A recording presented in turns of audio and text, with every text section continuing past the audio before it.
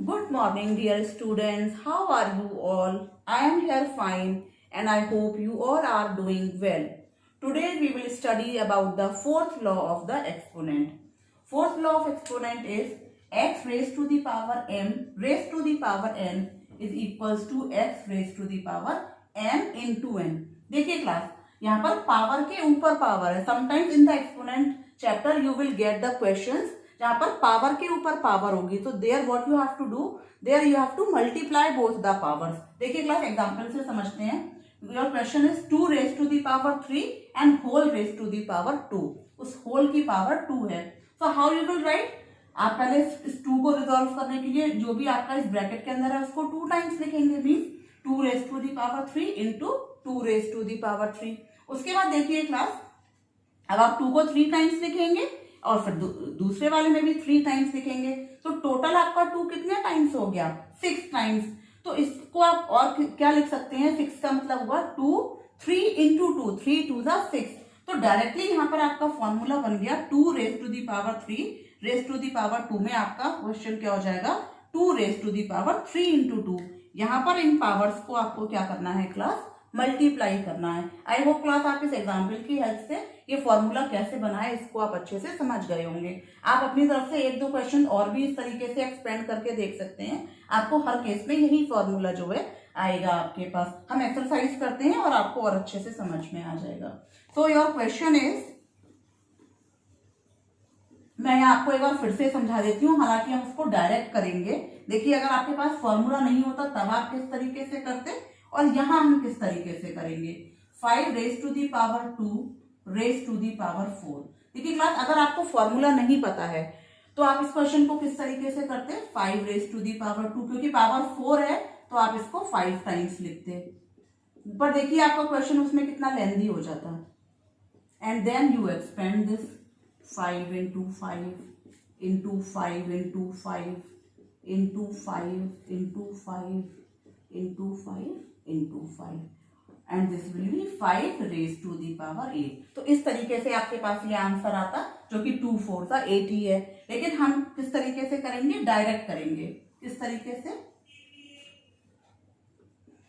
5 2 multiplied by 4 और हम यहाँ फॉर्मूला यूज लिखेंगे x raise to the power m raise to the power n equals to m into n.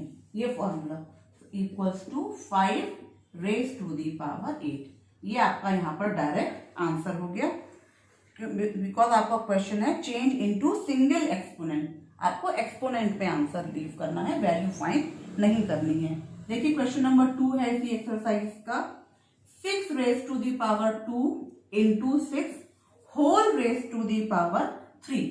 तो यहाँ class पहले हम ब्रैकेट का सॉल्व करेंगे.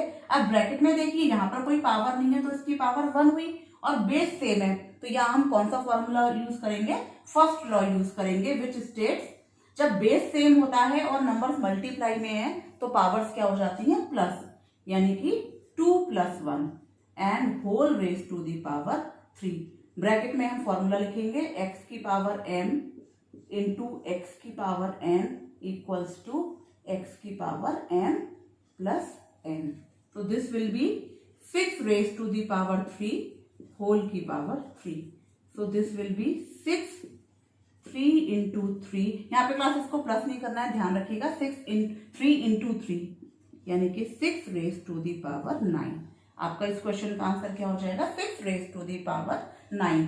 यहाँ पर हम फॉर्मूला यूज लिखेंगे x की पावर m x की power n equals to x m into n. यहाँ पर बेस सेम है, मल्टीप्लाई भी है. यहाँ पावर के ऊपर पावर है, इस केस में प्लस करते हैं, यहाँ पर मल्टीप्लाई करते हैं. तो इस तरीके से आपका ये क्वेश्चन सॉल्व हो गया. देखिए इसका सी पार्ट है -5/3. ब्रैकेट का क्लास ध्यान रखना है और उसके ऊपर भी ब्रैकेट है 5. सो this will B -5/3 and this will B 2 into 5. The formula used is same. यहाँ पर x आपका जो है वो रैशनल नंबर की फॉर्म में है, फॉर्मूला सेम रहेगा. x raise to the power n equals to x m into n. this will be minus 5 by 3 whole की power 10. Like this you can easily solve it. Let us look at the question number D. Your D question is,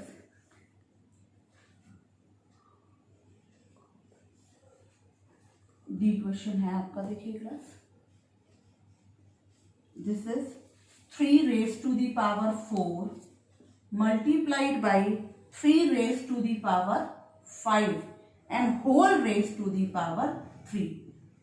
Again, first of all, we will solve the bracket. So we will write 3 whole 4 plus 5 and the formula used. Which formula? X की power m into x की power n equals to m plus n. So this will be 3 की power 9 whole की power 3. So this will be 3 9 into 3 equals to 3 raised to the power 27. Formula used आपका x m. In every question, at every step, you have to write the formula class. So this is how you will do this. 3 raised to the power 27. Now look at the question number E. This is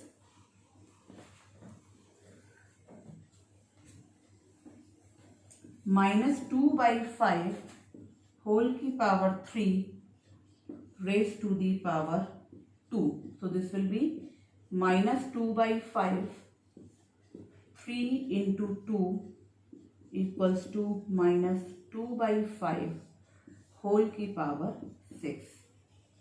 The formula used is x m की power n equals to m into n. The last question is minus 11 by 12 whole की power 5 whole की power 7. This will be minus 11 by 12 5 into 7 equals to 11 by 12. Formula used x की power n. Class देखिए, जरूरी नहीं है कि आप जो है फॉर्मूला केवल x की फॉर्म में लिखें, हम a की फॉर्म में भी लिख सकते हैं. यहाँ पर हम कोई भी वेरिएबल चूज कर सकते हैं. क्लास आई होप ये आप बहुत ही अच्छे से समझ गए होंगे. Please do it in your notebook, revise it well, practice well. Thank you.